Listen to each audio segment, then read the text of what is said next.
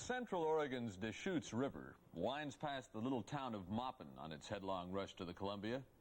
Maupin residents respect the Deschutes because of its swift current and treacherous rapids. They tell stories of hapless adventurers who have challenged the Whitewater in rafts, never to be seen again.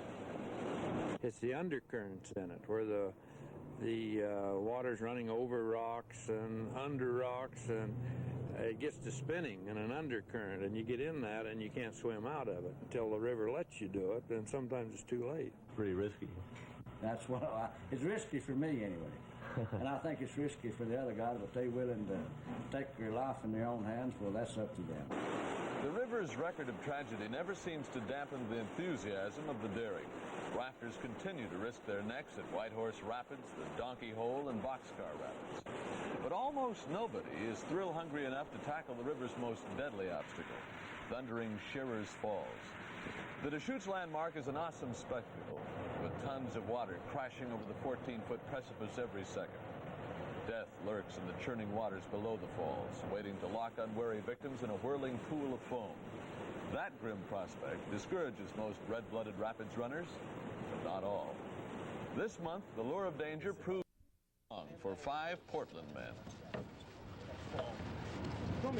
But there is a chance that you might be maimed or lose your life even on this trip. So why are you doing it? Well, we've drifted the Rogue River, the Grand Ronde, we've drifted the Deschutes a couple of times, and we've been able to handle any rapids that we've ever been through. And I don't know, this is really, it's a cheating death affair, but hell, it's not going to be that bad. We know where we're going, we know how we're going to take it, and the raft is stable, we're experienced. Teaching Mother Nature she can't fool with us.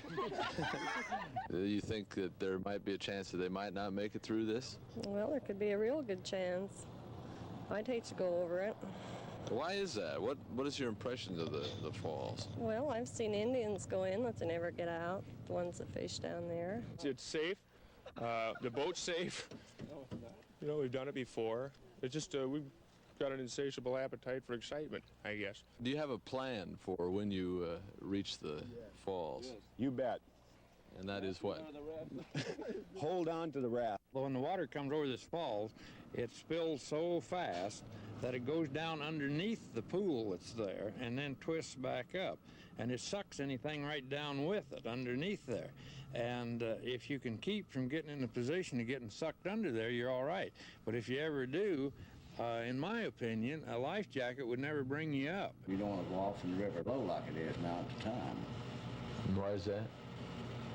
Well, because it's such a sharp drop-off, you see. When you go right straight over, your raft is naturally it's going to nose down. You've got no chance to pull it back up. We're really worried about falling off the raft and drowning, to tell you the truth. That's which kind of flowers they wanted.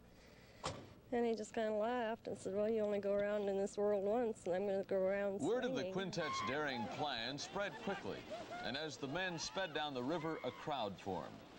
Nobody wanted the rafters to die, of course, but it wasn't to be missed if somebody did. As the spectators stood watch, the raftsmen made a final survey of the falls, then they were off to meet their destiny.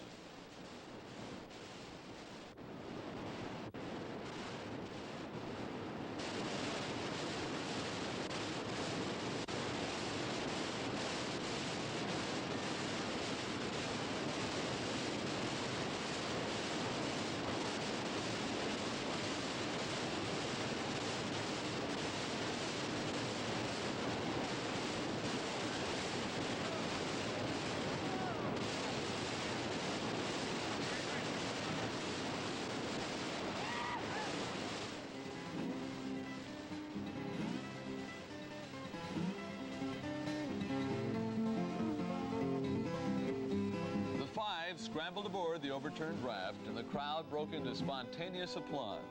They had conquered the river.